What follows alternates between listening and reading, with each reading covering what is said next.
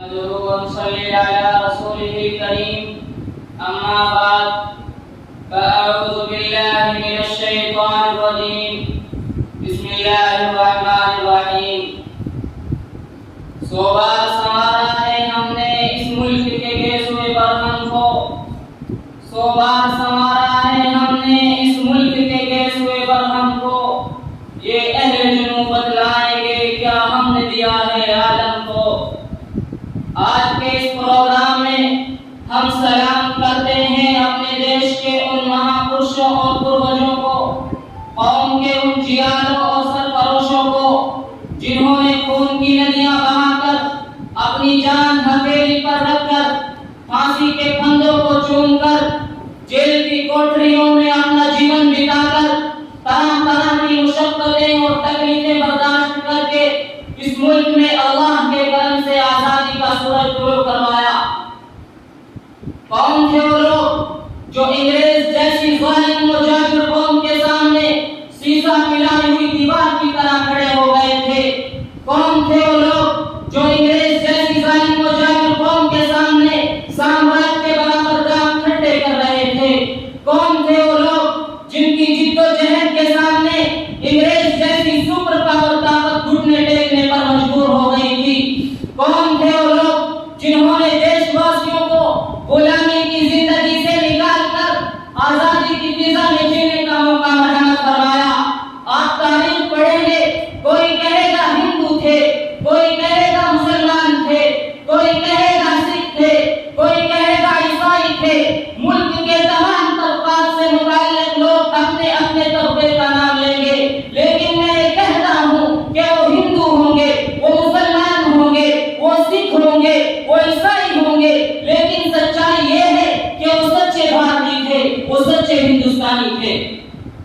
और अपने अर्ज़े वतन को अंग्रेज साम्राज्य के चंगुल से निजात दिलाने के लिए जब उन्होंने एकजुट होकर लड़ाई लड़ी तो अंग्रेज जैसी सुपर पावर ताकत भी घुटने टेकने पर मजबूर हो गई थी।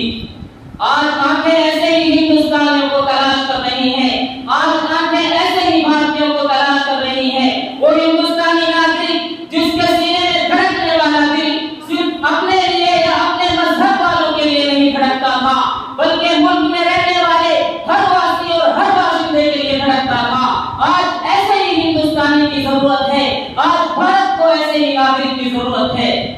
इस मुल्क में जब धर्म के नाम पर, कौम के नाम पर, मजहब के नाम पर देशवासियों का खून बहाया जाता है, दिल दुखता है, कलेजा मुड़ आता है, देश की तस्वीर मस्त होती है और बिगड़ जाती है। क्योंकि जो देश हमारे पूर्वजों और बुजुर्गों ने हमें दिया था वो देश ऐसा देश नहीं था कि जिसमें रहने वालों के दिलों में नफरत और घिन पाई जाती हो। वो देश ऐसा देश था कि जिसमें मुसलमान हिंदू के लिए, हिंदू मुसलमान के लिए मरने को तैयार रहा करता था। हमदर्दी और खैरखानी के जज्बे के साथ वो जिया करते थे।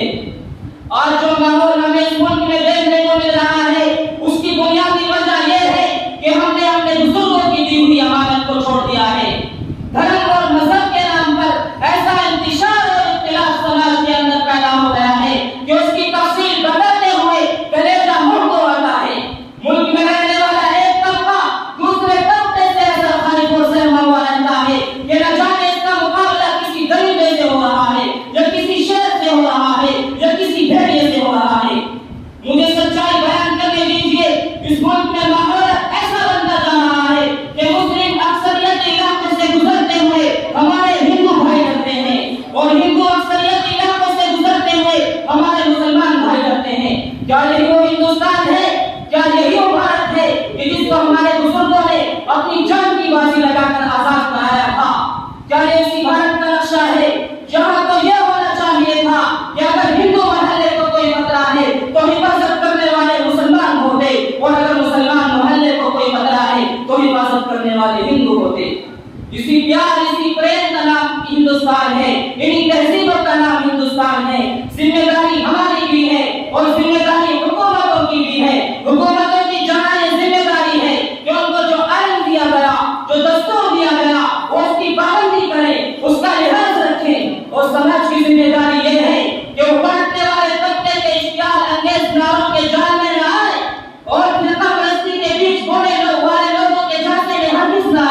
चाहे फिरका परस्ती किसी भी मजहब के नाम पर हो, हम ये मानते और समझते हैं कि फिरका परस्ती इस मुल्क के लिए सबसे बड़ा खतरा है।